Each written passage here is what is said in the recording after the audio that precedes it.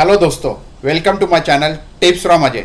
दोस्तों, नवी मुंबई में आज एक ही काउंटडाउन पर रुका है, नवी मुंबई इंटरनेशनल एयरपोर्ट के ओपनिंग पर।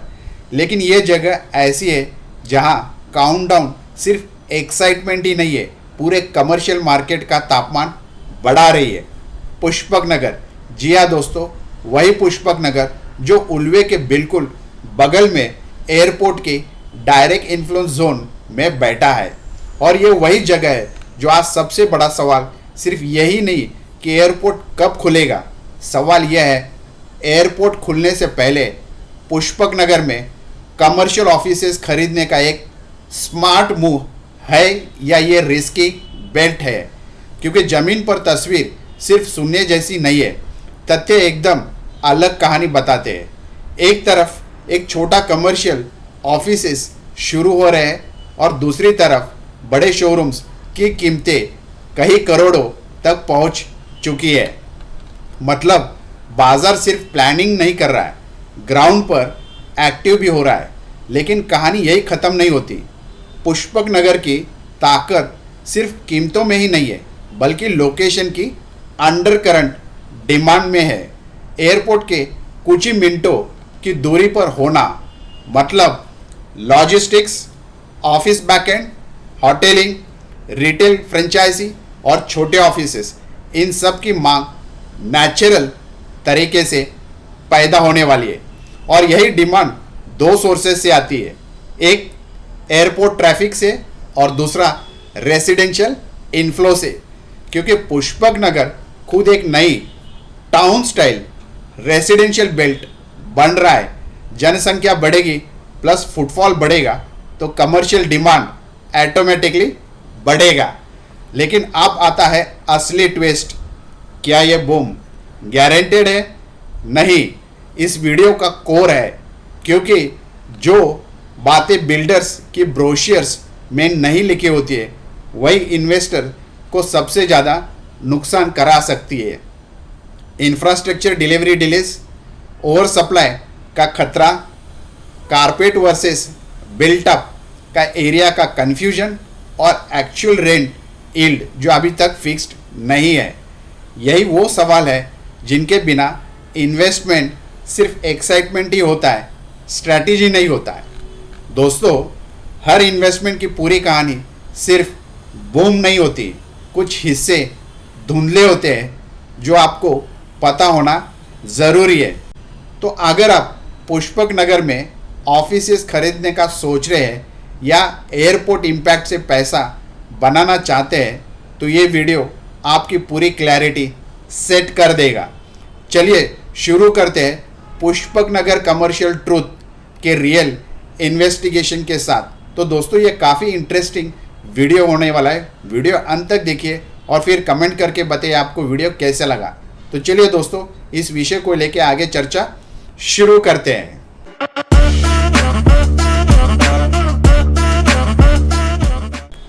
तो दोस्तों, पुष्पक नगर क्या है? तो पुष्पक नगर एक विकसित हुए टाउनशिप लोकेलिटी है जो उल्वे नवी मुंबई इलाके में आती है। इसे सिडको द्वारा विकसित किया जा रहा है। नए आवासीय वाणिज्य प्रोजेक्ट्स और नवी मुंबई इंटरनेशनल एयरपोर्ट के करीब के कारण निवेशों की नज़र में रखा जा रहा है। इलाके अभी भी रेसिडेंशियल प्लस कमर्शियल दोनों तरह के प्रोजेक्ट्स के लिए खोलते जा रहे हैं। लोकेशन और कनेक्टिविटी अगर हम देखते हैं तो नवी मुंबई इंटरनेशनल एयरपोर्ट के नज़दीक होने से लॉजिस्टिक्स, होटलिंग, ऑफिस और गोदाम जैसे कमर्शियल ज़रूरतें बढ़ने की यहाँ पूरी संभावना है। सड़कें और ड्राइव रूट्स धीरे धीरे बेहतर हो रहे हैं। आसपास के सेक्टर्स में सड़कें, मेट्रो रेल जैसे लागू होगी और मॉल इंफ्रास्ट्रक्चर के आने से कनेक्टिविटी सुधारेगी जो ऑफिस स्पेस की मांग को बढ़ा सकती है। तो दोस्तों, अब हम देखते हैं कमर्शियल ऑप्शंस में क्या रेंज में प्रॉपर्टी मिल सकती है। तो कुछ पब्लिक लिस्टिंग के वर्तमान जो सार देते हैं उसको समझने की कोशिश करते हैं। तो सबसे छोटे ऑफिस या कमर्शियल स्पेस जैसे 150 से 200 कारपेट एरिया स्क्वायर फीट के हिसाब से तो उसकी कीमत करीबन 30 लाख से शुरू हो जाती है। दूसरा है कि ऑफिस स्पेसेस अगर हम 370 से लेके आगे देखते हैं तो कुल कीमत 60 या 65 लाख से शुरू हो जाती है। कुछ बड़े बेहतर बिल्टअप एरिया रेडिशल ऑफिस स्पेस के लिए मूल्य करीबन 1 करोड़ से आगे शुरू हो जाता है। दोस्तों ये अप्रोक्सीमेट कीमत है और वो डिपेंड करते हैं कौन से लोकेशन और कौन से सेक्टर पे है। तो ये अप्रोक्सीमेटली टेंटेटिवली प्राइसेस हम समझने की कोशिश कर रहे हैं। कुछ प्रीमियम बड़े ऑप्शंस जो 1500 स्क्वायर फीट जैसे जगह है जो लिस्टिंग में बताई जा रही है, उसकी कीमतें कई करोड़ों में है, लेकिन हालांकि ऐसे ऑप्शंस बहुत कम है। आप देखते हैं कि इसमें अंदर क्या वेरिफिकेशन हमें करना है या इसके ऊपर क्या लिमिटेशंस हो सकती है। तो कई लिस्टिंग्स में ये होता है कि कारपेट एरिया या बिल्टअप एरिया के आधार पर carpet versus built up area versus super built up area को ध्यान में समझना है, और वरना इसका क्या होता है कि ओवर एस्टिमेट हो सकता है रेट में। दूसरी बात होती है कि ready to move in, under construction, वो वाले जो ऑप्शंस हैं उसमें सेल रीसेल कीमतों में बहुत अंतर हो सकता है, इसलिए पोजीशन स्टेटस को ज़रूर देखें आप। खासतौर पे रेरा रजिस्टर्ड प्रॉपर्टी है या नहीं है वो समझना ज़रूरी है। तीसरा है कि किराया रेंटल यील्ड या ऑक्यूपेंसी पोटेंशियल, ये पूरी तरह तय नहीं होती है अभी, क्योंकि डिमांड अभी पूरी तरह मैच्योर नहीं हो सकता है, उसको भी समझना ज़रूरी है। और लंबे समय का निवेश यदि इंफ्रास्ट्रक्चर जैसे एयरपोर्ट कनेक्टिविटी की पूरी तरह हो जाने तक रिटर्न बेहतर और हो सकता है, उसे भी हम समझने की कोशिश करते हैं। अब देखते हैं दोस्तों, कमर्शियल ऑफिस डिमांड क्यों राइज हो रहा है, इसके पीछे क्या रीज़न है। तो सबसे पहला है एयरपोर्ट इफेक्ट। तो नवी मुंबई इंटरनेशनल एयरपोर्ट के आने से एयर कनेक्टेड बिजनेस और लॉजिस्टिक्स से जुड़ी सेवाओं में काफ़ी मांग बढ़ सकती है। छोटे मध्यम कार्यालय, franchisee, hotel response offices etcetera यहाँ दिखाई दे सकते हैं। अब नज़दीकी रहने योग्य आवास, तो पुष्पक नगर में रिहायशी प्रोजेक्ट भी बन रहे हैं, इसके लिए लोकल रिटेल और ऑफिस सर्विसेज की घेराबंदी बन सकती है। तो आवासीय आगमन प्लस स्थानीय वाणिज्य में काफ़ी मांग डिमांड बूस्ट हो सकती है। अब देखते हैं कि हमें क्या चेक करना है, क्या वेरिफिकेशन करना है। तो सबसे पहले इंफ्रास्ट्रक्चर डिलीवरी का समय, कई बड़ी परियोजना में समय के साथ पूरी होती है।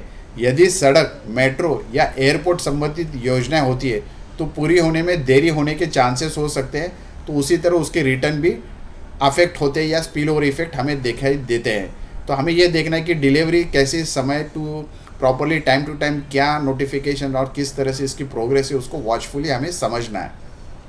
दूसरी होती है औपचारिक जांच जरूरी है, खास तौर पे आधिकारिक टाइटल, रेरा अनुमोदन, बैन जैसे जोनिंग, जीएसटी, वाणिज्य कर व्यवहार, बिल्डर प्रॉमिसेस, हर दस्तावेज को चेक करना है, उसका वेरिफिकेशन कंफर्म करना है, और ये सब चेक करने के अनिवार्य मैंडेटरी होना ज़रूरी है, ताकि आप कोई लीगल कंसल्टेंट का हायर करके इसके ऊपर डिसीजन ले सकें।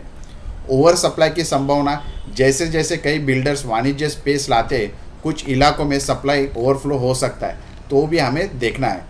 उसके बाद अभी देखते हैं कि क्या practical tips as a investor हमें, यदि आप ऑफिस खरीदते हैं तो या लीज पे देना है तो क्या ध्यान में रखना है। तो सबसे पहले करना है कि साइट वॉक करें, आसपास के complexes, road connectivity, public transport वास्तविक में स्थिति क्या दिख रही है, और सिडको के मैप में या जो टाउन प्लानिंग का जो मैप उन्होंने रिलीज़ किया उसके हिसाब से क्या डेवलपमेंट प्रोग्रेस हो रही है, उसको समझना ज़रूरी है। दूसरा है कि रेरा, बिल्डर रिव्यू और टाइटल सर्टिफिकेट ज़रूर चेक करें। यदि किराए पर लेने का सोच रहे हैं तो आसपास के तुलनात्मक किराया, मार्केट कंपैरेबल्स और एक्सपेक्टेड टेनेंट प्रोफाइल पर ध्यान दें। लघु मध्यम व्यवसाय जिसे हम SME, logistic, hospitality, retail vendors की उन उद्योगों में सबसे ज़्यादा मांग होती है, इसलिए आप अनुमान लगा सकते हैं। निवेश है होराइज़न, जो आपका इन्वेस्टमेंट होराइज़न है उसको आप डिफ़ाइन करिए, ताकि नए इंफ्रास्ट्रक्चर ड्राइव्स में आमतौर 3 से 6 साल का समय होराइज़न लगता है, तो उसके हिसाब से आपका प्लानिंग होना ज़रूरी है। जल्दी तरलता चाहिए तो जोखिम भी उतनी ज़्यादा होती है। आप देखते हैं कि निष्कर्ष में कि पुष्पक नगर उल्वे नवी मुंबई विकसनशील वर्क हब बनने की दिशा में प्रोग्रेस कर ही रहा है, खासकर नवी मुंबई इंटरनेशनल एयरपोर्ट और सिडको ड्राइव एंड इंफ्रास्ट्रक्चर की वजह से। मौजूदा समय में दोस्तों बाज़ार में वाणिज्य लिस्टिंग मौजूद है और इसी से शुरुआती निवेशों या ब्लॉक्स के लिए मौके दिखते हैं, पर रिटर्न प्रोफाइल पूरी तरह से सकारात्मक मानने के लिए पहले इंफ्रास्ट्रक्चर डिलीवरी लीज डिमांड और टाइटल अनुमोदन जैसे फैक्टर्स पर ड्यू डिलीजेंस अनिवार्य है। तो ये पूरा ड्यू डिलीजेंस होने के बाद ही आपका डिसीजन होना ज़रूरी है। तो दोस्तों उम्मीद करते हैं काफ़ी इंटरेस्टिंग वीडियो आपको लगा होगा। वीडियो अच्छा लगा है तो ज़रूर इसको सब्सक्राइब करिए, शेयर करिए और ज़्यादा से ज़्यादा लोगों में पहुंचाइए। Thank you so much. Take care of yourself and your family. Thank you.